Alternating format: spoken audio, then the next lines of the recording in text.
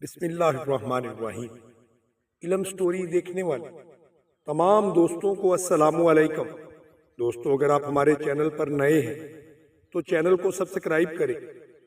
تمہیں یہ حقیقت جاننے سے دلچسپی ہے خانزادی؟ الیاس بھرائی ہوئی آواز میں بولا۔ ہاں، تب تمہیں ایک طویل کہانی سننا پڑے گی، ایک عجیب اور پراسرار کہانی جس پر شاید تمہیں یقین نہ آئے، لیکن میری اصل شکل دیکھ کر کوئی اور فیصلہ نہ کر سکو تو میری کہانی پر ضرور یقین کر لینا۔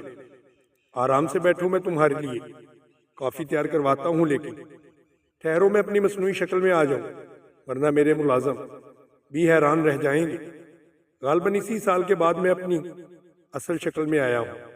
الیاس نے جیب میں ہاتھ ڈال کر ایک عجیب و غریب چمکدار سی شے نکالی اور اسے منہ میں ڈال لیا اور اسے نگلنے کی کوشش کر رہا تھا۔ کامیاب ہو گیا اور گہری سانسیں لینے لگا، جیسے ایک سخت اور تھکا دینے والی مشق سے فارغ ہوا ہو۔ پھر اس نے صوفے کی پشت سے اپنے ٹیک لگا کر آنکھیں بند کر دی۔ خانزادی بدستور اس کے چہرے پر نظریں جمائی ہوئی تھی۔ نہ جانے اس کی نظر کا دھوکہ تھا یا حقیقت کہ اس نے الیاس کے خد و خال درست ہوتے ہوئے محسوس کیے۔ اس کے چہرے میں جھریاں سمٹتی چلی گئیں اور اڑا ہوا رنگ واپس آ چکا تھا۔ بالوں کی سفیدی بالوں کی سیاہی میں تبدیل ہو چکی تھی۔ پھر صرف چند منٹ کے بعد وہی حسین خد و خال والا الیاس اس کے سامنے تھا، اور خانزادی وہ خود کو الف لیلہ کا کوئی کردار سمجھ رہی تھی۔ یوں پراسرار واقعہ سے دو چار ہو کر حیران ہوتا ہے۔ اس وقت نظر آنے والے الیاس کو دیکھ کر کوئی پاگل بھی نہیں کہہ سکتا تھا وہ کوئی بڑا آدمی ہوگا۔ وہی سنجیدہ باوقار چہرہ، وہی پاکیزہ خد و خال۔ چند منٹ کے بعد اس نے آنکھیں کھولی اور محبت امیز نظروں سے خانزادی کو دیکھنے لگا۔ مجھے احساس ہے خانزادی، میں نے تمہارے ذہن پر بہت بوجھ ڈال دیا ہے۔ میں جانتا ہوں کہ تم پریشان کس کیفیت سے دو چار ہو، لیکن میرے دل نے یہ گوارا نہ کیا کہ میں تمہیں دھوکہ دوں۔ میری شکل دیکھ کر بلا شبہ تمہارے ذہن سے میری محبت کے نقوش مٹ گئے ہوں گے، لیکن تمہاری دوستی اب بھی میرے لیے ایک نعمت ہوگی۔ اگر تم نے وہ بھی گوارا نہ کی تو میں صبر کرنے کی کوشش کروں گا۔ وہ نوجوانوں کے انداز سے اپنی جگہ سے اٹھا اور دیوار میں لگا گھنٹی کا بٹن دبا دیا۔ چند منٹ کے بعد ایک ملازم اندر آیا اور اس نے ایک عمدہ سی کافی تیار کرنے کا حکم دیا۔ پھر اس نے دروازہ بند کر لیا اور خانزادی کے سامنے بیٹھ گیا۔ اب سے پورے 300 سال پہلے کی بات ہے کہ میری عمر اتنی ہی تھی جتنی اس وقت تمہیں نظر آ رہی ہے۔ میری اصل شکل ایسی ہی تھی جیسے اس وقت ہے۔ فرق صرف اتنا ہے کہ اس وقت میں ایک جدید لباس میں ہوں اور اس وقت میں اس زمانے کا لباس استعمال کرتا تھا۔ شہنشاہوں کا دور تھا، میں بھی ایک چھوٹی سی حیثیت رکھتا تھا اور اس وقت کی فوج میں ایک اعلیٰ عہدے پر تھا۔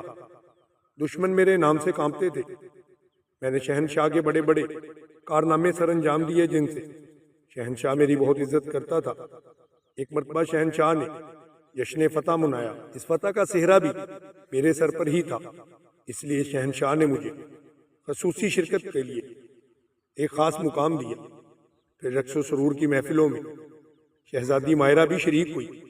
خواتین پردے میں تھیں، اس لیے میں تو شہزادی کو نہ دیکھ سکا، لیکن شہزادی مائرہ نے مجھے دیکھا اور پسند کر لیا۔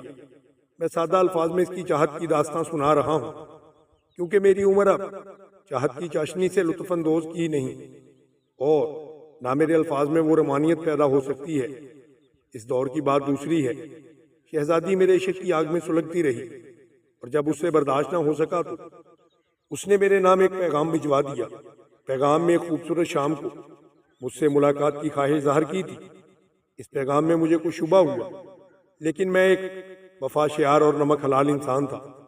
شہزادی میرے لیے محترم تھی، وہ میری آقا زادی تھی۔ میں اس کے لیے ایسا تصور کس طرح کر سکتا تھا؟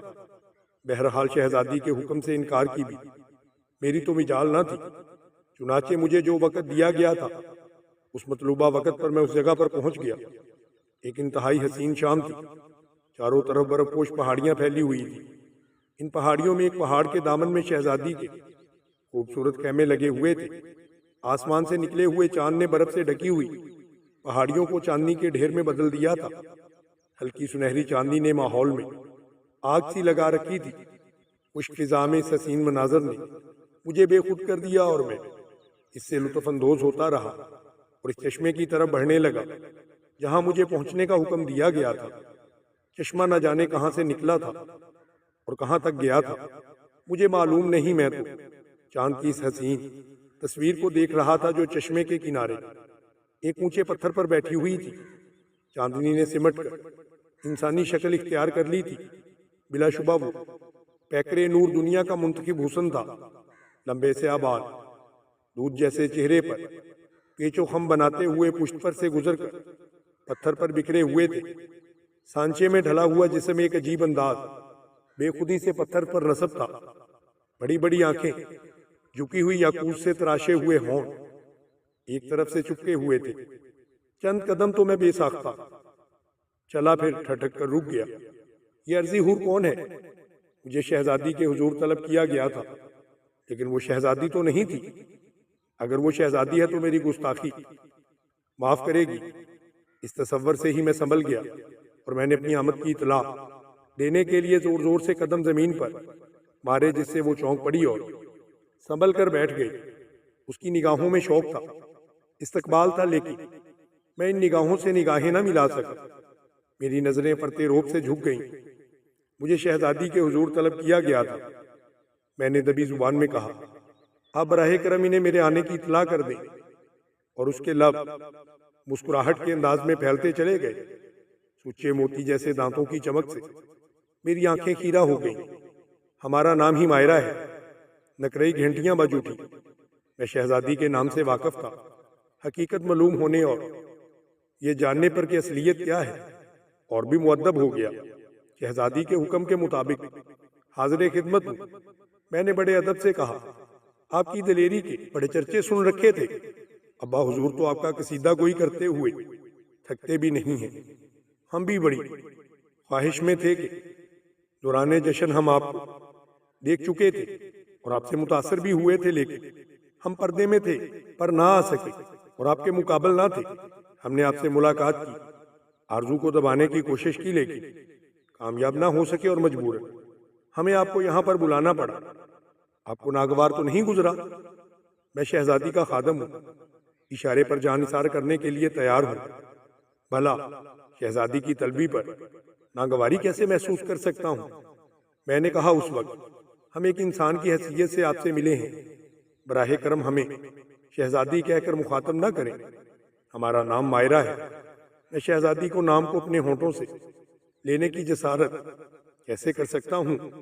الیاس، شہزادی نے بے قراری سے کہا، ہمیں بار بار اس طرح سے آپ کے پاس آنے کی اجازت نہیں مل سکتی۔ ہم اس مختصر وقت کو غنیمت جانتے ہوئے شرم و حیا نظر انداز کرتے ہوئے آپ سے گفتگو کر رہے ہیں۔ آپ ہماری بات کو سمجھنے کی کوشش کریں۔ دوسروں کے لیے ہم کچھ بھی ہوں، آپ کے لیے صرف وہی ہیں جو ہم نے آپ کو کہا ہے۔ آپ ہمیں مائرہ کہہ کر پکار سکتے ہیں۔ میں اس جسارت سے خود کو معذور پاتا ہوں۔ الیاس، ہم آپ کے لیے شہزادی نہیں ہیں۔ آپ سمجھنے کی کوشش کریں۔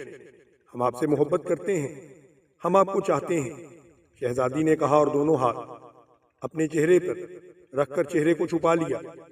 میرے جسم میں سنسناہٹ دوڑ رہی تھی۔ شہزادی کی گفتگو سے میرے اس خیال کی تصدیق ہو چکی تھی اور اب تو کوئی شبہ بھی نہیں رہا تھا۔ شہزادی حسن میں ایک پری تھی، لیکن میں اس کے باپ کا نمک خوار تھا۔ میں نمک حرامی نہیں کر سکتا تھا۔ شہزادی سے محبت کرنے کے باوجود اسے حاصل کرنے کی خواہش بھی نہیں کر سکتا تھا۔ وفاداری میرے جسم میں خون بن کر دوڑ رہی تھی۔ شہزادی نوجوان تھی، میں ناسمجھ دل کے ہاتھوں بے اختیار ہو کر اپنا وقار قربان نہیں کر سکتا تھا، لیکن میں ہوش و حواس میں تھا۔ میں جانتا تھا کہ اگر میں شہزادی کی محبت کے جواب میں بھی محبت دوں تو میری تباہی کے علاوہ اور کچھ نہیں ہو سکتا۔ بڑا مشکل ٹائم تھا۔ میں شہزادی کے جھکے ہوئے سر اور ڈھکے ہوئے چہرہ کو دیکھتا ہوں۔ اس نادان لڑکی کو سمجھانا ضروری ہے، چنانچہ میں نے آواز سنبھال کر کہا، شہزادی مائرہ نہیں کہو گے؟ اس نے چہرے سے ہاتھ ہٹاتے ہوئے کہا، میں اپنی حیثیت سے واقف ہوں۔ شہزادی اور حیثیت کے دائرے سے نکل کر کسی ایسے المیے کو جنم نہیں دینا چاہتا۔ آپ ٹھنڈے دل سے غور کریں، آپ شہزادی ہیں۔ اگر وقتی طور پر آپ کسی ایسے جذبے سے متاثر ہو گئی ہیں تو اسے بلانے میں آپ کو دقت نہ ہوگی، لیکن میری زندگی برباد ہو جائے گی، میں کسی کا نہ رہوں گا۔ شہزادی شہنشاہ کی نظروں میں الگ ذلیل ہوں گا اور اپنی زندگی سے الگ ہاتھ دھونا پڑیں گے۔ آپ میری گردن کاٹ سکتی ہیں شہزادی، مجھے آپ پر زندگی نصاور کر گئی مسرت ہوگی، لیکن میں آپ کی محبت قبول کر کے برباد نہیں ہونا چاہتا۔ میری بات سمجھنے کی ذرا کوشش تو کریں۔ میں آپ کی محبت کو ٹھکرا نہیں سکتا کہ میں آپ کی قدموں کی خاک ہوں۔ میں آپ سے محبت کر کے بھی آپ کو پا نہیں سکوں گا۔ آپ یہ باتیں ہم پر چھوڑ دیں الیاس، ہم ابا حضور سے خود بات کر لیں گے، وہ ہمیں بہت چاہتے ہیں، اور پھر آپ بھی تو کوئی معمولی انسان نہیں ہیں، آپ ان کی شان و شوکت کے ستون ہیں۔ شہزادی خدا کے لیے میری بات مان لیں، مجھے برباد نہ کریں۔ میں گڑ گڑایا اور شہزادی مائرہ نے اٹھ کر میرے دونوں ہاتھ پکڑ لیے۔ ہم آپ کے بغیر زندہ نہیں رہ پائیں گے، اگر آپ نے ہمیں ٹھکرا دیا تو ہم ضرور مر جائیں گے۔ ہم خود کو پرانے محل کے سام سے ڈسوا لیں گے، یہ ہمارا قول ہے۔ آپ جذباتی ہو رہی ہیں شہزادی، اگر آپ مجھے برباد کرنے پر تلی ہی ہوئی ہیں تو ٹھیک ہے، میں آپ پر اپنی زندگی وارنے کو تیار ہوں، لیکن میری صرف ایک درخواست ہے کہ اگر شہنشاہ نے اس جرم کی پاداش میں میری گردن کٹوا دی تو میری موت کے بعد آپ انہیں بتا دیں کہ میں نمک حرامی نہیں کر سکتا تھا، میں آپ سے محبت کرنے کے باوجود آپ کے حصول کی جرت نہیں رکھتا تھا، وعدہ کر لیں۔ الیاس، شہزادی نے اپنا سر میرے سینے سے لگا لیا۔ آپ بالکل فکر نہ کریں، ابا حضور ہم سے بے حد محبت کرتے ہیں، وہ ہماری خواہش کو رد نہیں کریں گے۔ اور میرے بازو خود بخود شہزادی کے گرد لپٹتے چلے گئے۔ کئی منٹ تک ہم ایک دوسرے کے پاس رہے، اور پھر شہزادی مجھ سے دوبارہ ملنے کا وعدہ کر لیا۔ اس نے کہا کہ دوسری ملاقات کے لیے وہ مجھے پیغام بھجوا دیں گی، اور دوسری ملاقات پر وہ مجھے یہ مجدہ بھی سنائیں گی کہ اس نے شہنشاہ کو تیار کر لیا ہے۔ پھر میں اس سے رخصت ہو گیا۔ میں نے اپنے دل کو ٹٹولا کہ کیا در حقیقت میں بھی شہزادی سے عشق کرنے لگا ہوں۔ میں نے اپنے دل میں ایک ایسا تاثر ضرور پایا، لیکن اس جذبے میں وہ شدت نہ تھی جو ہونی چاہیے تھی۔ مجھے وہ حسین شہزادی بے حد پسند تھی، لیکن میں اسے ناقابل حصول سمجھتا تھا، اور سب سے بڑی بات یہ تھی کہ میری فطرت مجھے اس کی اجازت نہیں دیتی تھی کہ اپنی آقا زادی کی محبت میں گرفتار ہو جاتا۔ خیر، دن گزرتے رہے، اور پھر وہی ہوا جس کا شبہ تھا۔ ایک شام شہنشاہ کی خلوت میں میری طلبی ہو گئی۔ شہنشاہ کئی بار براہ راست مجھ سے ملاقات کا شرف بخش چکے تھے، لیکن یہ ملاقاتیں دیوان عام میں ہوا کرتی تھی۔ میں آج تک ان کی خلوت میں نہیں گیا تھا، لیکن اس شام مجھے خلوت میں بلایا گیا۔ میں دل میں لاکھوں وسوسے لیے شہنشاہ کے حضور پہنچ گیا، اور میں نے دیکھا کہ شہنشاہ کے چہرے پر جلال ہے۔ ان کی آنکھوں کے غصے کی چمک میں لرز گیا، اور مجھے اپنی موت نظر آنے لگی۔ شہنشاہ نے خلوت میں میرے علاوہ اور کسی کو نہیں بلایا تھا۔ آج ان کے چہرے پر مجھے دیکھ کر وہ گرم جوشی پیدا نہ ہوئی تھی جو کبھی ہوا کرتی تھی۔ میں ادب سے کھڑا ہوا۔ ہم جاننا چاہتے ہیں الیاس کہ ہمارے وقار کی موت کب، کیوں اور کیسے واقع ہوئی۔ ہمیں بالکل سچے جواب کی ضرورت ہے، جھوٹ کی ہم قطعی متحمل نہیں ہو سکتے۔ میں وضاحت چاہتا ہوں عالم پناہ، میں پاٹدار آواز میں بولا۔ نہ جانے میرے اندر بے مثال جرت کہاں سے آ گئی تھی کہ میں شہنشاہ سے سوال کر چکا تھا۔ شہنشاہ نے گہری نظروں سے میرا جائزہ لیا، اور پھر اسی پر جلال لہجے میں بولے، تم جانتے ہو الیاس کہ مائرہ نے ہمیں سب کچھ بتا دیا ہے، اور تم اس بات سے ناواقف نہیں ہو۔ پہلی بار میرے جسم میں ہلکی سی کپکپاہٹ پیدا ہوئی، پھر میں نے بھرائی ہوئی آواز میں کہا، عالم پناہ کو علم ہے کہ خادم حضور کے وقار پر اپنے خون کی آخری قطرہ بہانے کے لیے میں تیار ہو جاتا ہوں۔ پھر جہاں پناہ اس خادم سے آپ اپنے وقار کی موت کا سوال کیوں کرتے ہیں؟ ہمیں بتاؤ الیاس، یہ کب اور کیسے ہوا؟ جشن کے روز شہزادی صاحبہ نے مجھے دیکھا، اور پھر مجھے ان کا پیغام آقا زادی کی حکمت علی میرے لیے ممکن نہ تھی۔ میں حاضر خدمت ہوا۔ آقا زادی مجھے ایسا اعزاز بخشنے لگی جس کا تصور بھی میرے لیے گناہ تھا۔ میں نے کہہ دیا کہ غلام اس کا اہل نہیں، لیکن معصوم اور ناتجربہ کار شہزادی میرا قبول کرنے کے لیے تیار ہی نہیں تھی۔ خادم کے لیے شہزادی بھی قابل احترام تھی۔ ان کے اصرار پر خادم نے عرض کر دیا کہ ان کی معصومیت پر اپنی جان قربان کرنے کو تیار ہے، اس کے علاوہ اور کوئی خطا نہیں ہوئی۔ عالم پناہ تاہم شہزادی نے اس غلام کے بارے میں کچھ اور کہا تو غلام اپنے ہاتھ سے گردن پیش کرنے کو تیار ہے۔ یہیں ہمیں تمہاری وفا پر شک نہیں الیاس، لیکن شہزادی کی یہ خواہش ہے، وہ معصوم ہے عالم پناہ، میری گزارش ہے کہ میری گردن قلم کرا کے حضور میں پیش کر دی جائے، میری آنکھیں نکال کر ان کے قدموں میں ڈالی جائیں، شہزادی کو بتا دیا جائے کہ غلام اسی قابل ہوا کرتے ہیں، انہیں کوئی منصب دینا شہزادی کے شان شان نہیں۔ ہمیں اور شرمندہ نہ کرو الیاس، ہم تم پر فخر کرتے ہیں، ہمیں تم پر اعتماد ہے، لیکن شہزادی ضدی ہے، اس نے ہمیں دھمکی دی ہے کہ اگر اس کی خواہش پوری نہ ہوئی تو وہ اپنی جان دے دے گی۔ ہمیں ماہرہ سے بے حد پیار ہے، لیکن اس کے ساتھ ہمیں اپنا وقار بھی عزیز ہے۔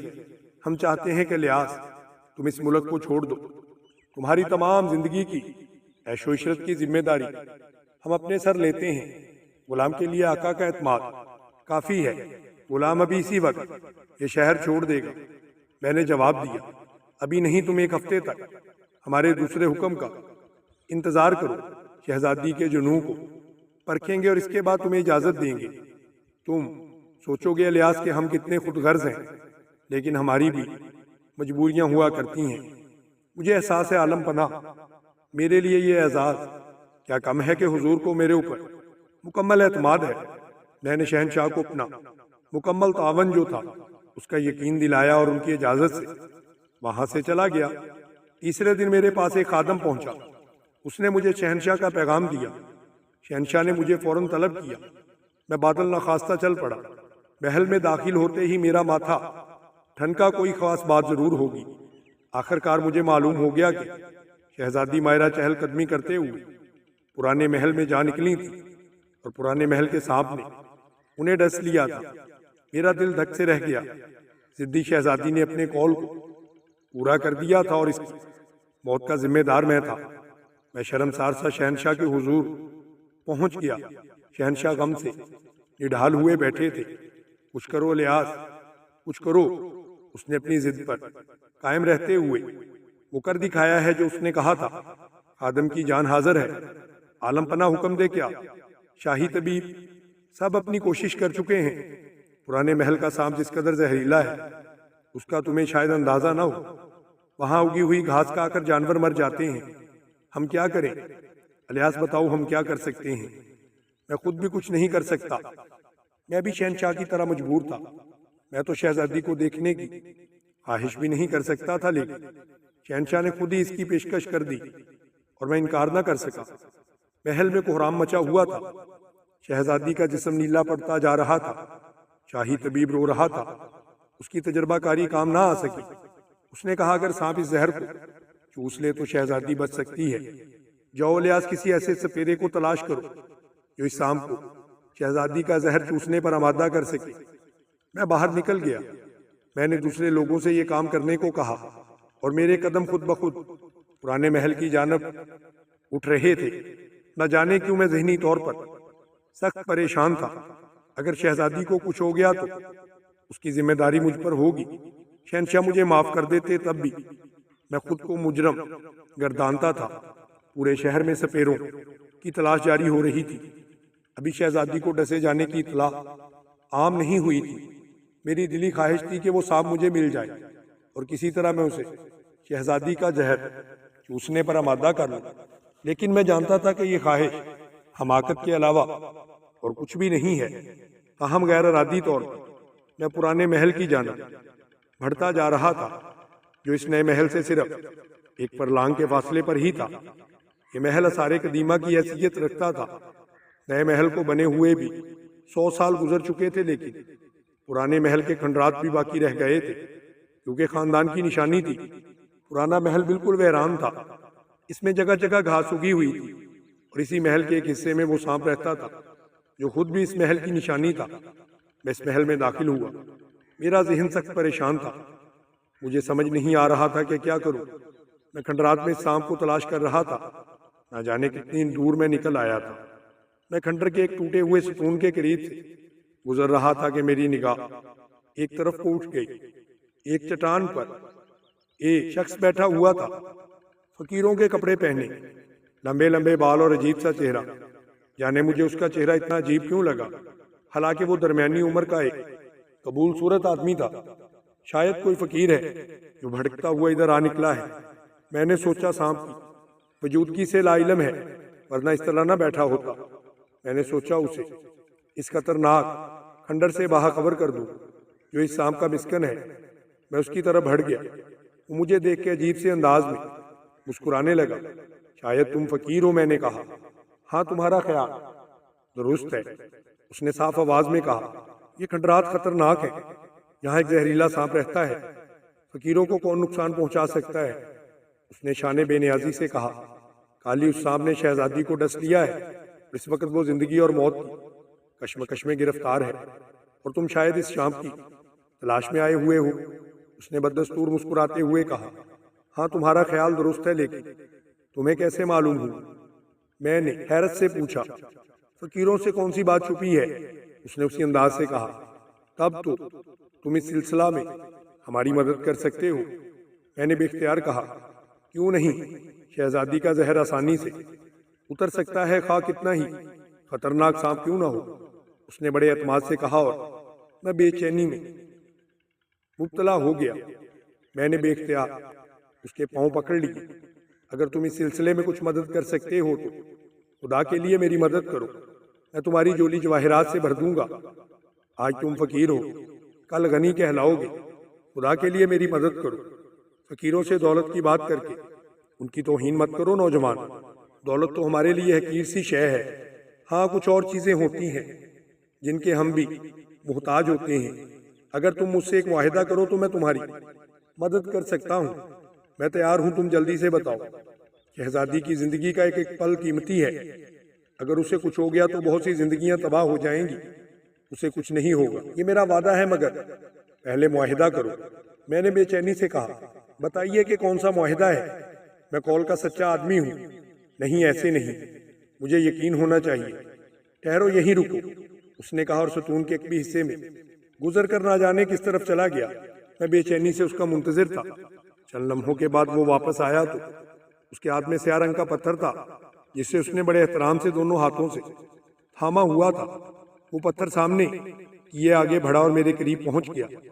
یہ مقدس پتھر ہے، جو کوئی اس پر ہاتھ رکھ کر قسم کھاتا ہے وہ اپنے عہد کی تکمیل کے لیے مجبور ہوتا ہے، ورنہ ہزاروں سانپ اس کے جسم سے لپٹ کر اس کے خون کا ایک ایک قطرہ تک چوس جاتے ہیں۔ تم اس پتھر پر ہاتھ رکھ کر کہو کہ جو وعدہ کرو گے پورا کرو گے۔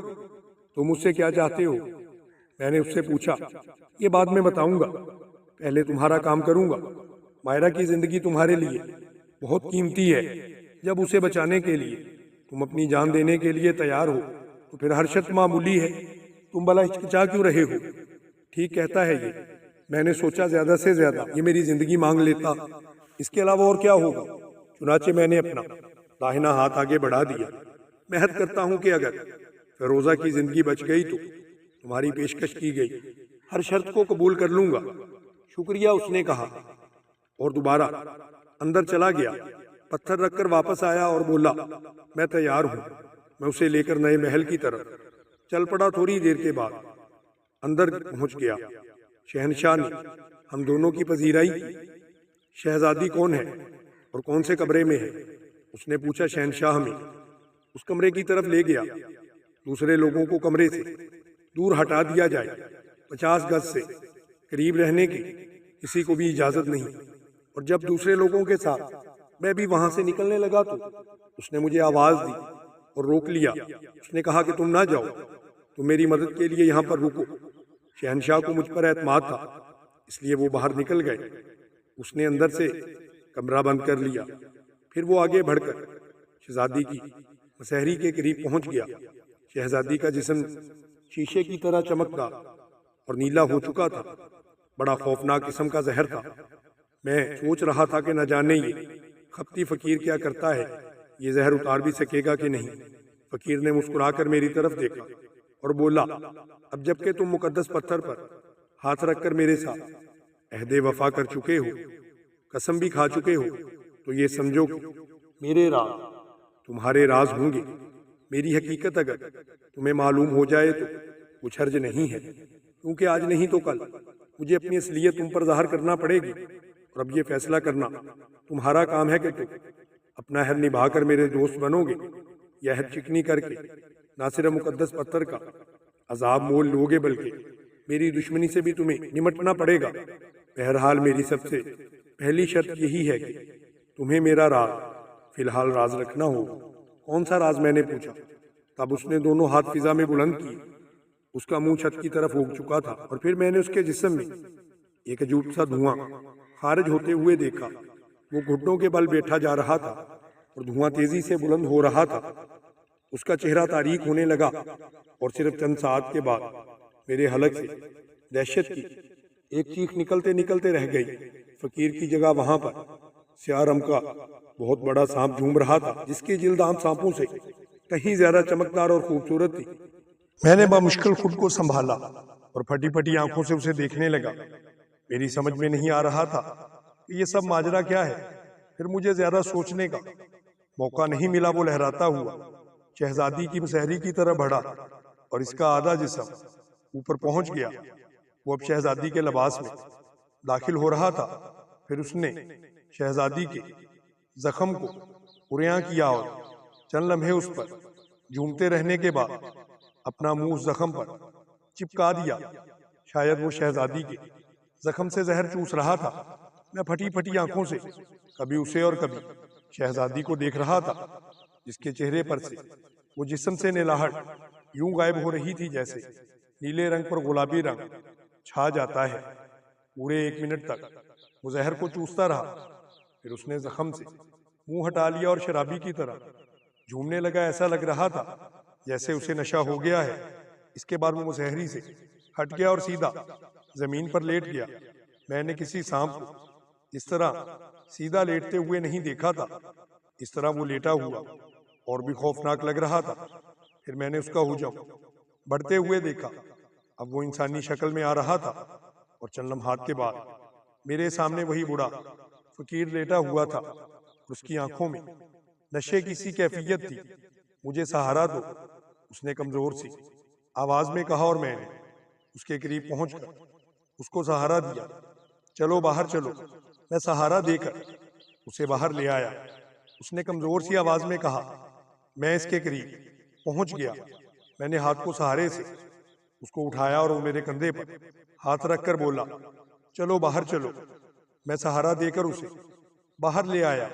باہر سب لوگ ہمارے منتظر تھے۔ خود شہنشاہ بھی وہاں پر موجود تھے۔ انہوں نے بے چینی سے شہزادی کا حال پوچھا۔ اندر تشریف لے جائیے جہاں پناہ شہزادی صاحبہ ٹھیک ہو گئی ہیں، میں نے کہا، اور شہنشاہ روب شاہی بھول کر تیزی سے اندر لپکے اور میں فقیر کے ساتھ باہر نکل آیا۔ اگر تم چاہو تو ابھی یہاں رک سکتے ہو۔ کل صبح اس جگہ میں تمہارا انتظار کروں گا جہاں ابھی ہماری ملاقات ہوئی تھی، اس نے کہا۔ میں نے اس کی شکل دیکھی، وہ پراسرار انداز میں مسکرا رہا تھا۔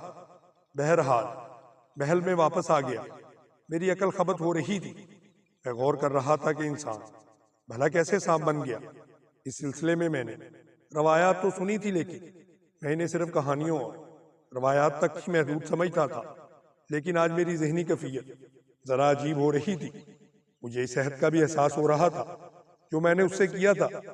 نہ جانے وہ مجھ سے کیا کام لینا چاہتا تھا۔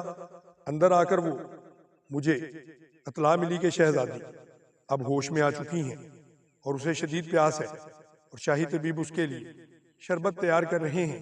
پھر شہنشاہ نے مجھے ایک بار اپنی خلوت خاص میں بلا کر میری عزت افزائی کی۔ انہوں نے شہزادی کی زندگی بچانے پر میرا شکریہ ادا کیا اور کہا کہ میں ان کی عزت بچا لوں اور فوراً یہ ملک چھوڑ دوں، جس پر میں تیار ہو گیا۔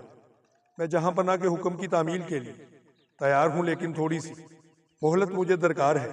بہرحال میں اپنے مکان میں نہیں رہوں گا، اور جتنے دن بھی یہاں گزاروں گا گمنامی کی حالت میں رہوں گا۔ میں نے بادشاہ سے کہا۔ مجھے اس بات کی اجازت مل گئی۔ میں وہاں سے چلا آیا۔ میں تمہیں آزما چکا ہوں۔ شہزادی سے مجھے انسیت ضرور ہو گئی ہے، لیکن اسے عشق نہیں کہا جا سکتا۔ اس نے میرے لیے اپنی جان دینے کی کوشش کی تھی۔ اس بات میں بہت متاثر ہوا، لیکن شہنشاہ کا وقار بھی مجھے بے پناہ عزیز تھا۔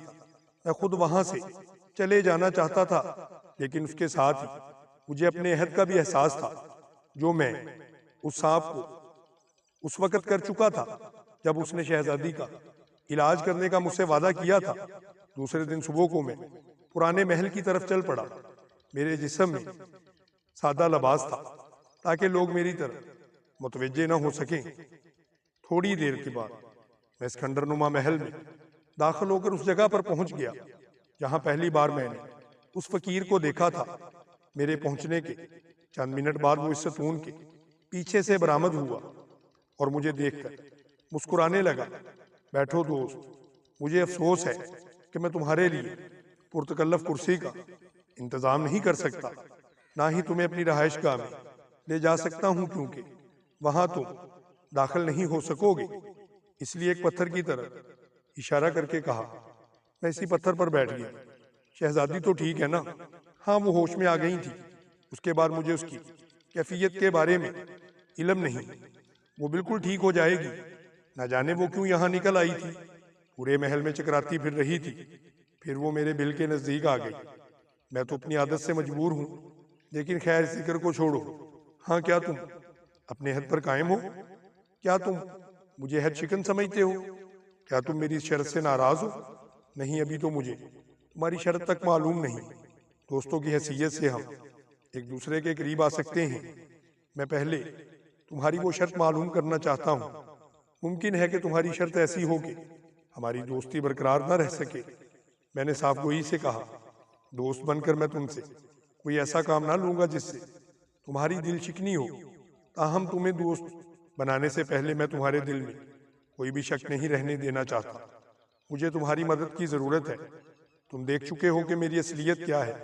میں سانپ ہوں، کچھ ایسی قوتیں رکھتا ہوں جو تمہارے پاس موجود نہیں، لیکن تم انسان ہو، اشرف المخلوقات بلا شبہ تم ایسی بہت سی قوتیں رکھتے ہو جو قوتیں ہمارے پاس نہیں۔ مجھے تمہاری وہی قوتیں درکار ہیں۔ میں تمہاری ان قوتوں سے کام لے کے اپنے ایک دشمن کو ہلاک کرنا چاہتا ہوں جو انسان نہیں سانپ ہے۔ اس نے پراسرار لہجے میں کہا اور میں ششدر رہ گیا۔ اس نے پراسرار لہجے میں مجھ سے یہ ساری بات کہہ ڈالی تھی۔ میں تم سے کیے گئے عہد کا یہی صلہ چاہتا ہوں۔ اس کے بعد میں تمہاری دوستی قبول کر لوں گا۔ کیا تمہارے دشمن کو ہلاک کرنا میرے اختیار میں ہے؟ میں نے اس سے پوچھا۔ ہاں، ورنہ میں تمہیں کبھی تکلیف نہ دیتا۔ میں تمہاری پوری مدد کروں گا۔ میں خود بھی اسے ہلاک کر سکتا ہوں، لیکن ایک عہد کے تحت ایک دوسرے پر ہم وار نہیں کر سکتے۔ ہم نے مقدس پتھر کی قسم کھائی ہے، اس سے انحراف ہوں گے تو ہم جل کر کوئلہ ہو جائیں گے۔ تمہارا دشمن کہاں ہے؟ ہماری سلطنت میں۔ میں تمہیں وہاں لے جاؤں گا۔ وہ جگہ یہاں سے کتنی دور ہے؟ ہماری دنیا تمہاری دنیا سے بہت دور ہے، سب سے الگ تھلگ، لیکن وہ اسی جگہ پر ہے، اسی زمین پر۔ تمہیں بغیر کسی تکلیف کے وہاں تک لے جانا میرا کام ہے۔ میں گردن جھکا کر سوچنے لگا، مجھے یہاں سے جانا تو ہے ہی، پھر میں اس سے وعدہ بھی کر چکا ہوں، اس لیے اگر اس کا ساتھ رہے تو کیا حرج ہے؟ اس طرح کم از کم کوئی مصروفیت تو ہوگی، اور میں اپنے چھن جانے والی چیزوں کے غم سے بھی محفوظ رہوں گا۔ چنانچہ میں نے حامی بھر لی۔ اب میں بھی تمہاری دوستی کے قابل ہوں؟ اس نے مجھ سے پوچھا۔ نہیں، اب ہم دوست ہیں، میں نے کہا اور اس کی طرف ہاتھ بڑھا دیا۔ اس نے محبت سے میرے ہاتھ کو تھام لیا۔ اس کے چہرے پر خوشی کے آثار تھے، اور پھر وہ سرسراتی ہوئی آواز میں بولا، اب میں دیکھوں گا بوڑھا کس طرح چالاک ہو کر مجھ سے میری چیزیں چھین سکتا ہے۔ میں نے پوچھا، کون سا بوڑھا؟ اس نے کہا، وہی جو ہمارا دشمن ہے۔ اس کی تمام سازشیں ناکام ہو جائیں گی اور میری کھوئی ہوئی سلطنت واپس مل جائے گی۔ حکومت کی ہوس اور اس کے حصول کے لیے سازشیں تم انسانوں تک ہی محدود نہیں ہیں دوست، بلکہ جس ذی روح کو حکومت کی چاٹ پڑ جائے وہ اس کے حصول کے لیے دوسروں کو نیچا دکھانا چاہتا ہے۔ ہماری بھی ایک بستی ہے۔ ناگوں کی بھی مختلف قسمیں ہوتی ہیں، جن میں حکمران ناگ بھی ہوتے ہیں۔ یہ حکومت نسل در نسل چلتی ہے، اور اس بستی میں اور بھی لوگ شامل ہوتے ہیں۔ اصول کے مطابق نیا حکمران میں تھا، لیکن اس بوڑھے ناگ نے سال ہا سال سے اس آگ سلگھا رکھی تھی کہ بے شمار قوتیں رکھنے کے باوجود وہ حکومت کیوں نہیں کر سکتا۔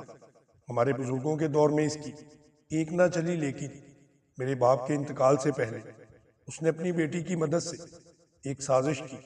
اس کی بیٹی سانپوں کے قبیلے کی سب سے حسین ناگن تھی، اور اس ناگن سے میں اپنا دل ہار گیا۔ حکومت کے لیے پاک باز ہونا بھی بہت ضروری ہوتا ہے۔ اس میں کچھ صفات ہوتی ہیں جن سے وہ دوسروں سے ممتاز رہتا ہے، بس یہی میری کمزوری تھی۔ تاہم عشق کرنا کوئی بری بات نہیں ہے۔ میں رکابہ کے عشق میں گرفتار ہو گیا، وہ بھی اپنی تمام تر حشر سامانیوں کے ساتھ۔ میری ذات پر وہ بجلیاں گراتی رہی۔ میں اس سے شادی کر سکتا تھا، لیکن حکمران بننے کے بعد پھر میرے باپ کا انتقال ہو گیا اور مجھے حکمران بنانے کی تیاریاں ہونے لگی۔ جس دن مجھے حکمران بنایا جانے والا تھا، مرتام اچانک دربار میں عام پہنچ گئی۔ اس نے رو رو کر سب کو بتایا کہ ایسا حکمران نہ بنایا جائے جس کے دور میں ناگن کی عزت محفوظ نہ رہے۔ اس نے میرے اوپر الزام لگایا کہ میں نے اس کی زبردستی عزت لوٹی ہے اور میں اس قابل نہیں کہ حکمران بنایا جاؤں۔ مرتام سے میری چاہت کے اور بہت سے گواہ بھی موجود تھے۔ انہوں نے اس بات کی تصدیق کی کہ میں اس کو پسند کرتا ہوں۔ میں ایسا بدحواس ہوا کہ اپنی صفائی میں کچھ نہ کہہ سکا۔ مجھے مرتام کی بے وفائی کا بہت صدمہ ہوا تھا۔ اگر وہ چاہتی تو میں اس کے کہنے سے حکومت اسے دے سکتا تھا، وہ اپنے باپ کی حکمرانی حاصل کر سکتی تھی، لیکن اس نے میرے ساتھ بے وفائی کی تھی اور میرا دل ٹوٹ گیا تھا۔ میں نے اس کی بات کی تردید بھی نہ کی۔ اگر کوئی عام سانپ ایسی حرکت کرتا تو اسے موت کی سزا دی جاتی اور اسے آگ میں کودنا پڑتا، جو دیو کا غار کہلاتا ہے۔ لیکن میں حکمران نسل سے تھا اور ہونے والا حکمران تھا، اس لیے میرے ساتھ یہ رعایت کی گئی کہ مجھے اس بستی سے نکال دیا گیا، اور پھر میرے نکلنے کے بعد کون تھا جو حکومت کا طلبگار ہوتا سوائے اس کے باپ کے۔ لوگوں نے اسے حکمران بنا دیا اور میں شکستہ دل ہو کر در بدر پھرنے لگا۔ مجھے مرتام کی بے وفائی کا صدمہ تھا۔ میں نے وہ بستی چھوڑ دی تھی اور نہ جانے کہاں کہاں مارا مارا پھرتا رہا۔ میرے دل میں آتش انتقام سلگ رہی تھی، لیکن میں خود اس سے انتقام نہیں لے سکتا تھا، اور اب میں تمہاری مدد سے اپنی کھوئی ہوئی سلطنت دوبارہ حاصل کر سکتا ہوں۔ میں حیرت اور دلچسپی سے اس کی باتیں سن رہا تھا۔ کیسی عجیب کہانی تھی، ایک انوکھی دنیا کی کہانی، جہاں سانپ رہتے تھے، جہاں سانپوں کی سیاست تھی، لیکن ان سانپوں کی سلطنت میں ایک انسان کا کیسے گزر ہو سکتا تھا۔ میں خوفزدہ بھی ہوا، لیکن اس کے ساتھ ساتھ میرے دل کی انتہائی گوشوں میں ایک خواہش پیدا ہوئی، اس انوکھی دنیا کو دیکھنے کی خواہش، اور خوف اور دلچسپی کی کشمکش میں میں نے اس کام کرنے کو حامی بھر لی۔ اس نے نہایت گرم جوشی سے میرا شکریہ ادا کیا۔ میں نے اس سے پوچھا کہ مجھے اپنی دنیا تک کیسے لے جائے گا، جس کے جواب میں اس نے کہا، میں تمہیں بتا چکا ہوں کہ بعض قوتیں ہمارے اندر تم سے بڑھ کر ہیں اور بعض معاملات میں تم ہم سے آگے ہو۔ میں انہی قوتوں سے کام لوں گا، تم فکر نہ کرو۔ اور سفر کے لیے کب تک تیار ہو سکتے ہو یہ بتاؤ؟ جلد از جلد، جب تم کہو میں تیار ہوں، تب ہم کل روانہ ہوں گے، اس نے کہا۔ دوسرے دن کچھ ضروری سامان لے کر میں خاموشی سے پرانے محل میں پہنچ گیا۔ میں نے شہنشاہ کو اپنی روانگی کی اطلاع دینے کی ضرورت بھی محسوس نہ کی۔ اب میں اس ملک کو ہمیشہ کے لیے چھوڑ رہا تھا۔ اگر اس کام کو کر کے میں زندہ بچ بھی گیا تو میں یہاں آنے کا ارادہ نہیں رکھتا تھا۔ وہ میرا منتظر تھا۔ مجھے دیکھ کر اس نے گرم جوشی سے ہاتھ ملایا اور پھر اپنے ساتھ آنے کا اشارہ کیا کہ پرانے محل سے نکل آیا۔ آج اس نے لباس بھی عمدہ پہن رکھا تھا اور چہرے کی بشاشت سے خاصا اچھا لگ رہا تھا۔ راستہ چلتے ہوئے میں نے اس سے کہا، مجھے تمہاری بستی وغیرہ کے بارے میں تو معلوم ہو گیا، لیکن ابھی تک تمہارے نام سے واقف نہیں ہوں۔ ارے ہاں، اتفاق سے میں تمہیں اپنا نام بتانا بھول ہی گیا ہوں۔ میرا نام روناس ہے۔ اب کیا پروگرام ہے روناس؟ ہم کہاں پر چل رہے ہیں؟ بندرگاہ۔ ایک جہاز اسے بندرگاہ سے لنگر اٹھانے والا ہے۔ ہم اس سے سفر کریں گے۔ جہاز تو ایک دوسرے ملک جاتا ہے، لیکن پہلے وہ میری سرزمین پر جائے گا، پھر کہیں اور۔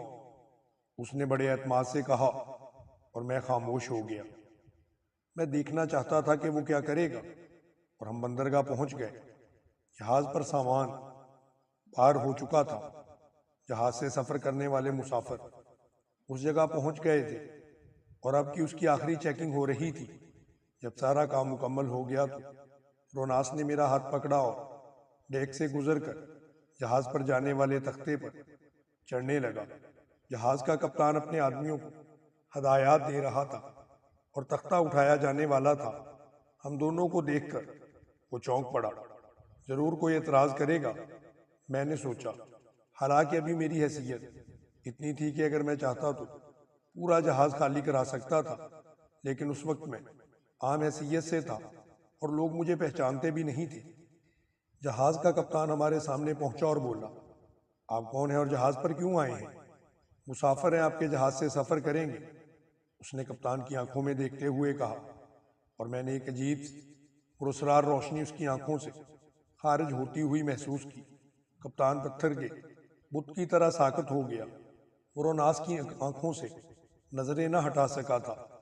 آپ ہمارے لیے فوری انتظام کریں گے؟ آئیے، روناس نے کہا، اور کپتان اس کے ساتھ چل پڑا۔ پھر اس نے خصوصی کیبن کا بندوبست ہمارے لیے کر دیا اور ہم اس میں مقیم ہو گئے۔ تھوڑی دیر کے بعد جہاز نے لنگر اٹھا دیے۔ میں حیرت زدہ تھا، لیکن اس وقت وطن سے جدا ہونے کا غم بھی تھا جس نے مجھے افسردہ کر دیا تھا۔ روناس نے میرے کندھے پر ہاتھ رکھتے ہوئے کہا، میں تمہیں جس دنیا میں لے جا رہا ہوں وہ تمہاری دنیا سے زیادہ دلکش ہے۔ ناگن حسینائیں حسن میں بے مثال ہیں، وہ بڑی چاہت سے تمہارا استقبال کریں گی۔ اس کے علاوہ وہاں تمہیں ہر وہ نعمت میسر ہوگی جس کو تم پسند کرو گے۔ پھر بھی اگر تمہارا دل اس دنیا سے اکتا جائے تو تم اپنی دنیا میں واپس آ جاؤ، میں تمہاری پوری مدد کروں گا۔ میں نے کوئی جواب نہ دیا۔ جہاز سفر کرتا رہا۔ کپتان تو ہمارے حکم کا غلام تھا اور دوسرے لوگوں کو بھی روناس نے اپنا مطیع کر لیا تھا اور سب اس کے حکم پر دوڑے پھرتے تھے۔ سفر کا چھٹا دن تھا جب جہاز کے مسافر اس کے گرد جمع ہو کر چیمگوئیاں کرنے لگے۔ ان کا خیال تھا کہ جہاز صحیح راستے پر نہیں جا رہا ہے۔ پھر وہ کپتان کے کیبن کی طرف چل دیے۔ انہوں نے کپتان سے یہی سوال کیا، ہاں ٹھیک ہے، جہاز اس راستے سے نہیں جا رہا جس سے اسے جانا تھا۔ ادھر سمندر کا تلاطم ہے، وہاں خطرات پیش آتے ہیں۔ کپتان نے جواب دیا اور لوگ کسی قدر مطمئن ہو گئے، لیکن روناس کے ہونٹوں پر ایک پرسرار مسکراہٹ پھیلی ہوئی تھی۔ کپتان کو معلوم تھا کہ اسے کس راستے سے جانا ہے۔ وہ ہمیں ہماری سرزمین پر چھوڑے بغیر بھلا کیسے جا سکتا تھا؟ اس نے لوگوں سے ہٹ کر مجھ سے کہا اور میں چونک پڑا۔ اوہ، تو راستہ اس لیے بدلا گیا ہے۔ ظاہر ہے میرے دوست، میں ایک ٹھنڈی سانس لے کر خاموش ہو چکا تھا۔ جہاز کا سفر مزید 7 دن تک جاری رہا اور پھر ایک سیاہ لکیر سمندر میں نمودار ہوئی۔ روناس بولا، آ میرے دوست الیاس، میں تقریباً 700 سال کے بعد دوبارہ اپنی سرزمین کو دیکھ رہا ہوں۔ 700 سال؟ میں حیرت سے اچھل پڑا۔ ہاں میرے دوست، میری عمر 1700 سال ہے۔ تمہیں شاید اس بات کا علم ہوگا کہ ہماری عمریں بے حد طویل ہوتی ہیں۔ بوڑھے کی عمر اس وقت 3000 سال ہے، جو میرا دشمن ہے۔ جب اس نے مجھے وہاں سے نکالا تھا، ہمارے ہاں ایسے بزرگ ہیں جنہوں نے اس دنیا کے ہزاروں دور دیکھے ہیں۔ نبی اور پیغمبروں کے دور کے بزرگ بھی موجود ہیں، اور جب وہ ان ادوار کی داستانیں سناتے ہیں تو ہمارے رونگٹے کھڑے ہو جاتے ہیں۔ میں حیرت زدہ اس کی شکل دیکھتا رہ گیا۔ لکیر نمایاں ہوتی جا رہی تھی، پھر یہ زمین صاف نظر آنے لگی تھی۔ میں سوچنے لگا تھا کہ دراصل یہ سانپ جنات کی دنیا میں سے ہیں، جو اکثر سانپوں کی شکل میں رہتے ہیں۔ جہاز اسی طرف بڑھ رہا تھا، پھر وہ سمندر میں لنگر انداز ہو گیا۔ کپتان نے لوگوں کو بتایا کہ جہاز کی کچھ مرمت کرنا ہے، اس لیے آج رات جہاز یہیں پر رکے گا۔ رات کی تاریکی میں اس نے ہمارے لیے ایک کشتی کا انتظام کر دیا اور ہماری کشتی وہاں سے خاموشی سے جزیرے کی طرف روانہ ہو گئی۔ یہ بہت بڑا جزیرہ تھا۔ رات کی تاریکی نے اسے حد سے زیادہ بھیانک بنا دیا تھا۔ مجھے تاریکی میں کچھ بھی نظر نہیں آ رہا تھا۔ چلتے ہوئے کئی بار ٹھوکر لگی تو روناس نے مجھے کہا، میرا خیال ہے کہ تمہیں تاریکی میں چلنے میں دقت ہو رہی ہے، اس لیے رات آرام کرنے کے بعد صبح ہی آگے بڑھیں گے۔ ہم وہیں ایک چٹان پر سو گئے۔ صبح میری آنکھ کھلی تو مجھے کچھ سرسراہٹیں سنائی دی۔ میں چونک پڑا۔ میں نے ارد گرد نظر دوڑائی تو میرے جسم سے پسینے نکلنے لگے۔ ہم سے کچھ فاصلے پر بے شمار سانپ اپنے چوڑے پھن پھیلائے گھیرا ڈالے ہوئے تھے۔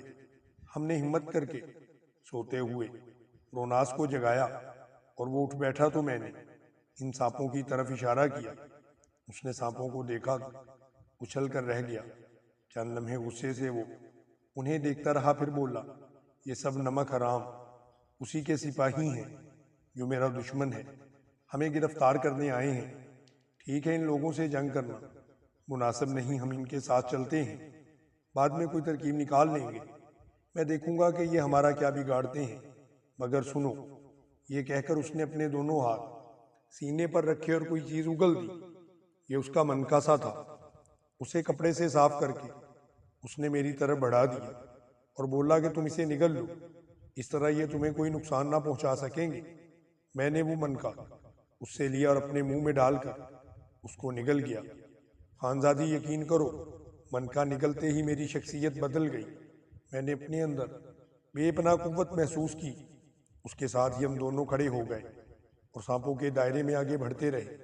ہمارا رخ اس بڑے پہاڑ کی طرف تھا جس کا رنگ دوسرے پہاڑوں کی طرح سیاہ نہ تھا۔ پہاڑ کے دامن میں پہنچ کر ہم ایک بہت بڑی غار کی طرف چل پڑے جس سے ڈھلوان شروع ہوتی تھی۔ تمام سانپ بدستور ہمارے گرد حلقہ بنائے چل رہے تھے۔ جانے کتنی گہرائی میں جانے کے بعد ہم یکدم کھلی فضا میں پہنچ گئے اور یہاں کا منظر دیکھ کر میں ششدر رہ گیا۔ بلا شبہ خانزادی، روناس نے غلط نہیں کہا تھا، ایسی حسین وادی میں نے اس سے قبل نہیں دیکھی تھی۔ ایسا دلکش سبزہ زار روئے زمین پر میں کبھی نہیں دیکھ چکا تھا۔ چاروں طرف بہار، رقصاتی چشمے ابل رہے تھے، آبشاریں گر رہی تھیں، پھول کھلے ہوئے تھے۔ یہاں کوئی گھر نہیں تھا، ظاہر ہے وہ چٹانوں کے باسی تھے، انہیں مکانوں کی کیا ضرورت۔ ہمارے پہرے دار سانپ ہمیں لیے ایک بہت بڑی چٹان کے پاس پہنچ گئے۔ چٹان میں ایک سوراخ تھا، وہ سب وہاں رک کر پھنکارنے لگے۔ روناس دانت پیستا ہوا چٹانی دروازے سے اندر داخل ہو گیا۔ میں نے بھی اس کی تقلید کی۔ چٹان اندر سے کھوکھلی تھی اور اندرونی حصہ بالکل صاف ستھرا تھا۔ اس کے بھی سمت میں باریک سوراخ تھے جن سے ہوا اندر آ رہی تھی۔ پھر نہ جانے کس چیز سے چٹان کا دروازہ بند کر دیا گیا اور ہم وہاں قید سے ہو گئے۔ مقدس پتھر کی قسم، مجھ پر لاگو ہے، لحاظ تم پر نہیں۔ تم ان میں سے کسی بھی سانپ کو ہلاک کر سکتے ہو۔ اگر 1,00,000 سانپ بھی تمہارے جسم سے لپٹ کر تمہیں کاٹنا شروع کر دیں تو تمہارا کچھ نہیں بگڑے گا، کیونکہ میرا آبائی منکا تمہارے جسم میں موجود ہے۔ وہ بالکل بے فکر ہو کے تم رہو، ہم حالات کا انتظار کریں گے، پھر تم اپنا کام شروع کر دینا۔ سنو لحاظ، جس وقت میں تمہارا سامنا اس میرے دشمن سے کرواؤں، تم اس پر جھٹ پڑنا اور اسے قتل کر ڈالنا۔ اس کے بعد حالات میرے تابع ہوں گے، پھر کسی کی مجال نہیں کہ مجھ سے انحراف کرے۔ ٹھیک ہے، میں تمہارے کہنے پر عمل کروں گا، میں نے اس سے کہا۔ ذہن میں آیا کہ کیوں نہ میں اپنی قوت آزماؤں، شاید میں اس چٹان کو ہٹا سکوں جس کا راستہ بند کیا گیا ہے۔ میں چٹان کی طرف بڑھا۔ بلا شبہ بے حد وزنی چٹان تھی، لیکن میں نے منکا نگلنے کے بعد اپنے جسم میں جو قوت محسوس کی تھی وہ کم نہ تھی۔ میں نے چٹان پر قوت آزمائی کی اور روناس اچھل کر کھڑا ہو گیا۔ وہ حیرت سے چٹان کو کھسکتے ہوئے دیکھ رہا تھا۔ شاید اسے بھی اندازہ نہیں تھا کہ میرے جسم میں بے پناہ قوت آ چکی ہے۔ چٹان دوسری طرف لڑک گئی اور دروازہ کھل گیا۔ بہت خوب میرے دوست، میں نہ کہتا تھا کہ کچھ قوتیں تمہاری ہیں اور کچھ ہماری۔ ہم جیسے 10 سانپ مل کر بھی اس جادوئی دروازے کو نہیں کھول سکتے۔ آؤ، ہماری مشکل پہلے سے حل ہو چکی ہے۔ اب میں سب سے پہلے اس ذلیل ناگن سے ملوں گا جس نے اپنے باپ کے ساتھ مل کر میرے خلاف سازش کی تھی۔ آؤ میرے ساتھ۔ ہم چٹانیں پھلانگتے چلے گئے، پھر ایک ایسی جگہ پر پہنچ گئے جہاں سے کوڑے کی بھینی بھینی خوشبو آ رہی تھی۔ یہاں جگہ جگہ چمکدار من کے رکھے ہوئے تھے، جن کی روشنی سے یہ حصہ روشن نظر آ رہا تھا۔ روناس نے میرا شانہ دبایا اور میرے کان کے قریب منہ کر کے بولا، دیکھ رہے ہو اس کتالہ علم کو؟ وہ مرتام ہے، اس علاقے کی سب سے حسین ناگن، حسن میں اس کا کوئی ثانی نہیں۔ اس نے ایک طرف اشارہ کیا، میری نگاہ اس طرف اٹھ گئی۔ بلا شبہ اتنا خوبصورت سانپ میں نے پہلے نہیں دیکھا تھا۔ میں اس سے ملنے جا رہا ہوں، میں اس سے بات کروں گا اور پوچھوں گا کہ اب میں اس کے باپ کے ساتھ کیا سلوک کروں۔ تم یہاں بے فکر ہو کر کھڑے رہو۔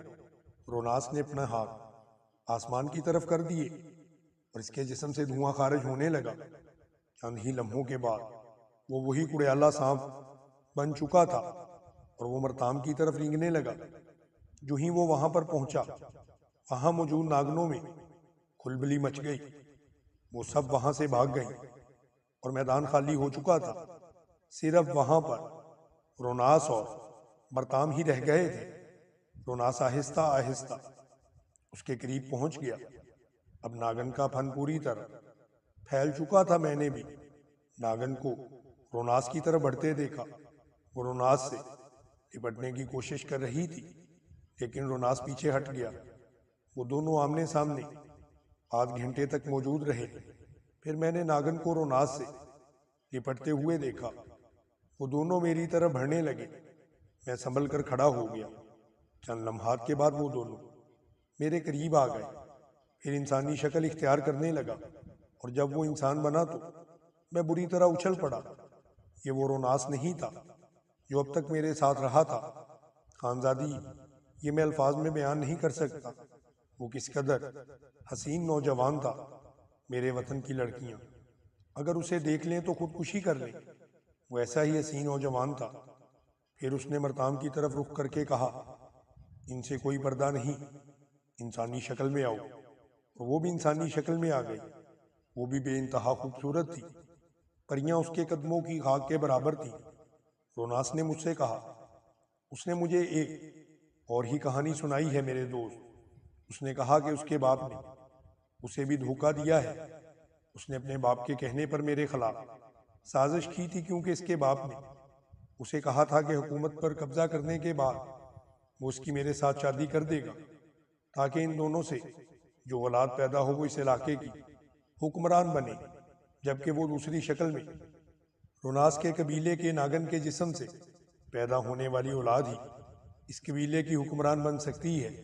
اس نے مرتام کو یہی سمجھایا تھا اور رکابہ اس کی باتوں میں آ گئی، لیکن اس نے وعدہ خلافی کی اور اپنی بیٹی کو بھی دھوکہ دے دیا۔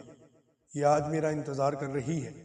مرتام نے مجھے بتایا ہے کہ کل ہمیں اس کے باپ کے سامنے پیش کیا جائے گا، تو قبیلہ بھر کے سام وہاں موجود ہوں گے۔ تب وہ اپنے باپ کی سازش کا انکشاف کرے گی۔ وہ میری وکالت کرے گی۔ جب اصلیت سامنے آئے گی تو اس کا کوئی بھی حامی نہیں رہے گا۔ پھر تم اسے ہلاک کر سکتے ہو، اور اس کے بعد لیکن کیا دوسری فرار ہونے والی ناگنیں اسے ہوشیار نہ کر دیں گی؟ میں نے کہا، نہیں، وہ سب اس کی سہیلیاں ہیں۔ اس کے بعد ہم دوبارہ اپنے قید خانے میں واپس آ گئے۔ دوسرے دن ہمیں دربار میں پیش کیا گیا۔ ایک بہت بڑا پہاڑ تھا، جس کے بارے میں صحیح اندازہ ہوتا نہیں کہ اسے کھوکھلا کہا گیا یا قدرتی طور پر ہی ایسا تھا۔ بہرحال ایک عظیم الشان دربار انسانی آنکھ سے کہاں دیکھا جا سکتا ہے۔ چاروں طرف جواہرات چمک رہے تھے، کرسیاں سی پڑی ہوئی تھیں۔ آج تمام صاحب انسانی شکل میں تھے۔ ایک جمع غفیر وہاں پر جمع تھا۔ ایک شاندار کرسی پر خبیث شکل والا ناگ بھی بیٹھا ہوا تھا۔ ہمیں اس چبوترے پر پہنچا دیا گیا۔ یہاں پر انصاف کے لیے فیصلے ہوا کرتے تھے۔ روناس کے کہنے کے مطابق میرے اندر موجود منکے کی وجہ سے میرے اندر سے وہی خوشبو پیدا ہو گئی تھی جو دوسرے سانپوں سے آ رہی تھی، اس لیے سب مجھے ایک سانپ ہی سمجھ رہے تھے۔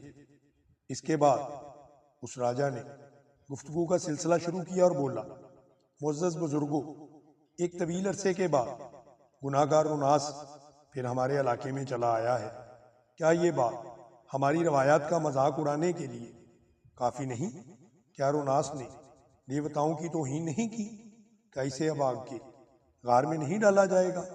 میں نے آپ لوگوں کو اس لیے بلایا ہے کہ قدیم روایات کا مذاق اڑانے والے روناس کو آگ میں ڈالنے کے سلسلے میں آپ لوگوں کا مشورہ لیا جائے۔ معزز بزرگوں، میں روناس، جس کا خاندان پشتوں سے اس علاقے پر حکمران کر رہا ہے، اپنی صفائی پیش کرنا چاہتا ہوں۔ ایک طویل عرصے کے بعد روناس کو اپنی صفائی کا موقع مل چکا تھا۔ اس وقت بھی مجھے موقع نہیں دیا گیا تھا۔ تم صرف حکومت پر قبضہ کرنا چاہتے تھے، جس کے لیے تم نے یہ سازش کی، اور وقتی طور پر تم کامیاب بھی ہو گئے، لیکن اب میں تمہاری سازش بے نقاب کر کے رہوں گا۔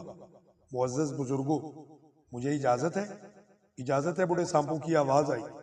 میں مجرم نہیں ہوں، صرف یہ میری حکومت پر قبضہ کرنا چاہتا تھا۔ میں اس کی بیٹی سے محبت کرتا تھا، لیکن میں نے کوئی گناہ نہیں کیا۔ اس نے مجھے بلکہ اپنی بیٹی کو ورگلا کے میرے خلاف استعمال کیا اور مجھے دھوکہ دیا۔ اس نے میرے ساتھ شادی کرنے کا وعدہ کیا تھا، اور اس کے منہ سے یہ بات بھی کہی گئی تھی۔ یہ جھوٹ بول رہا ہے۔ راجا نے غضبناک ہو کر گرج کر کہا، اس کی بیٹی موجود ہے، اس سے مقدس پتھر پر قسم دے کر دریافت کر لیا جائے۔ روناس نے کہا، یہ جھوٹ بول رہا ہے، اسے موت کی سزا دی جائے۔ راجا گرجا، بیٹھ جاؤ، اس نے مقدس پتھر کا نام لیا ہے، اسے صفائی کا موقع ضرور ملے گا۔ بوڑھے سانپوں نے کہا تو راجا بے چینی سے اپنے پہلو بدلنے لگا۔ روناس کا بیان بالکل درست ہے۔ معزز بزرگوں، میرے باپ نے مجھے دھوکہ دے کر یہ الفاظ کہلوائے تھے، مقدس پتھر کی قسم، یہ پاک ہے۔ میں نے کہا یہ پاک ہے، اس کا کوئی گناہ نہیں۔ تمام سانپ یہ سن کر شور مچانے لگے۔ میں حکمران ہوں، مجھے کوئی ہاتھ بھی نہیں لگا سکتا۔ کون ہے جو مجھ سے بچ کر جا سکتا ہے اور اس آگ سے بچے گا؟ راجا نے کہا، اسے گرفتار کر لو اور اسے آگ کے غار میں ڈال دیا جائے۔ خبردار کسی نے مجھے ہاتھ لگایا تو فنا کر دوں گا، کوئی آگے نہ آئے۔ اس کے بعد راجا نے تلوار نکالی اور تمام سانپ پیچھے ہٹ گئے۔ اسی وقت روناس نے میرے قریب کھڑے سانپ کی نیام سے تلوار نکالی اور میری طرف بڑھا۔ اپنا فرض ادا کرو میرے دوست۔ میں تلوار لے کر آگے بڑھا۔ میرے جسم میں چنگاریاں دوڑ رہی تھی اور میں بھوکے شیر کی طرح راجا کو دیکھ رہا تھا۔ یہ گناہ ہوگا، کوئی سانپ کو ہلاک نہیں کر سکتا، اس سے تباہی نازل ہوگی اور سانپوں کی بستی تباہ ہو جائے گی۔ بوڑھے سانپوں نے خوف زدہ ہوتے ہوئے کہا، یہ میرا دوست سانپ نہیں ہے۔ روناس نے کہا تو راجا ایک بار پھر اچھل پڑا۔ اگر یہ بات ہے تو پھر میں بھی اس سے نمٹ لوں گا۔ یہ کہہ کر وہ میرے مقابلے پر آ گیا۔ تلوار میرا کھلونا تھی، میں آسانی سے اس سے کھیلتا تھا۔ پھر میں نے فیصلہ کن وار کر کے اس کا تن سر سے جدا کر دیا۔ دوسرے لمحے وہ سانپ کی شکل میں بدل گیا۔ اس کا پھن ایک طرف کو پڑا ہوا تھا اور باقی جسم دوسری طرف۔ روناس دوڑ کر مجھ سے لپٹ گیا۔ پھر نوجوان سانپوں نے مجھے اور روناس کو اپنے کندھوں پر اٹھا لیا۔ حکومت بدل گئی۔ روناس نے مرتام سے شادی کر لی۔ اس نے میری خاطر مدرت کی انتہا کر دی۔ حسین ناگنیں دن رات میری خدمت کیا کرتی۔ مجھے ان میں سے ایک ناگن پسند آ گئی اور میں نے اس سے شادی کر لی۔ مجھے علم نہیں تھا خانزادی کہ میں نے وہاں کتنا وقت گزارا۔ عجیب ہی دنیا تھی۔ پھر میری بیوی مر گئی۔ نہ جانے کیوں میرا دل وہاں سے اچاٹ ہو گیا۔ حالانکہ اس سے بڑھ کر ایک حسین ناگن میری خدمت کے لیے موجود تھی، لیکن میں اب بھی اپنی دنیا دیکھنا چاہتا تھا۔ اس کے بعد بڑے غم کے ساتھ روناس نے مجھے رخصت کر دیا۔ میں نے اس کا منکا واپس کرنا چاہا، لیکن اس نے مجھے وہ تحفے میں دے دیا۔ بے شمار ہیرے جواہرات لے کر میں وہاں سے چلا آیا۔ جب میں اپنی دنیا میں واپس آیا تو دنیا بالکل بدل چکی تھی۔ نہ جانے کیا کیا ہو گیا تھا۔ ان حکومتوں کے نام و نشان تک مٹ چکے تھے جنہیں میں چھوڑ کر گیا تھا۔ لوگوں کا کہنا کہ ان حکومتوں کو تو 200 سال گزر چکے ہیں، اب تو نیا دور ہے۔ یقین کرو خانزادی، میں مشکل خود کو اس نئے دور میں ضم کر سکا ہوں۔ میری عمر 200 سال سے بھی زیادہ ہے۔ ایک شام جب میں نے من کا اگلا تو مجھے احساس ہوا کہ میری عمر اس دنیا کے لحاظ سے کتنی ہے۔ جب تک یہ من کا میرے سینے میں ہے میں جوان رہوں گا۔ جب مجھے موت کی خواہش ہوگی تو اسے نکال کر پھینک دوں گا اور بڑھاپے کی موت مر جاؤں گا۔ اس لیے میری بچی، میں تمہارے دادا کی عمر سے بھی بڑا ہوں۔ میں تمہیں بیٹی کی طرح پیار کر سکتا ہوں۔ اپنی ظاہری حالت سے فائدہ اٹھا کر تمہیں دھوکہ نہیں دے سکتا۔ کمرے میں اس وقت ایک زہریلا سناٹا چھایا ہوا تھا جس میں اس کے سانسوں کی مدھم مدھم آوازیں ارتعاش پیدا کر رہی تھی۔ یہ ساری بات سن کر خانزادی اس کے منہ کی طرف دیکھنے لگی اور کہنے لگی کہ آپ کی اتنی عمر؟ اس کے بعد اس نے کہا کہ ہاں، میری اتنی ہی عمر ہے۔ بلا شبہ وہ سانپوں کی بستی، جنات کی بستی تھی جو سانپوں کی شکل میں رہتے تھے۔ ان کی بستی میں چلے جانے کے بعد وقت کا مجھے احساس نہیں ہوا۔ یہاں پر وقت بدل چکا تھا، صدیاں گزر گئی تھی۔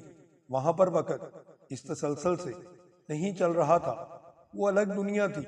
یہ الگ دنیا ہے کیونکہ ہر زندہ چیز کو مر جانا ہے، اس لیے میں بھی ایک دن مر جاؤں گا، چاہے یہ من کا اپنے سینے میں ہی رکھوں، لیکن مجھے موت ضرور آئے گی، کیونکہ یہ قرآن کا فیصلہ ہے کہ انسان کبھی ہمیشہ کے لیے زندہ نہیں رہے گا۔ اس لیے میری بچی، ہم سب نے مر جانا ہے۔ میں اپنی زندگی میں کسی کو دھوکہ نہیں دے سکتا۔ ہم سب کو چاہیے کہ کبھی کسی کو ہرگز دھوکہ نہ دیں۔ پیارے دوستو، اگر آپ کو میری ویڈیو پسند آئی ہو تو ویڈیو کو لائک کریں اور میرے چینل علم سٹوری ٹی وی کو سبسکرائب کریں اور بیل آئیکن کو بھی دبا دیں تاکہ ہماری ہر نئی آنے والی ویڈیو کی اپڈیٹ آپ کو موصول ہوتی رہے۔ جزاک اللہ۔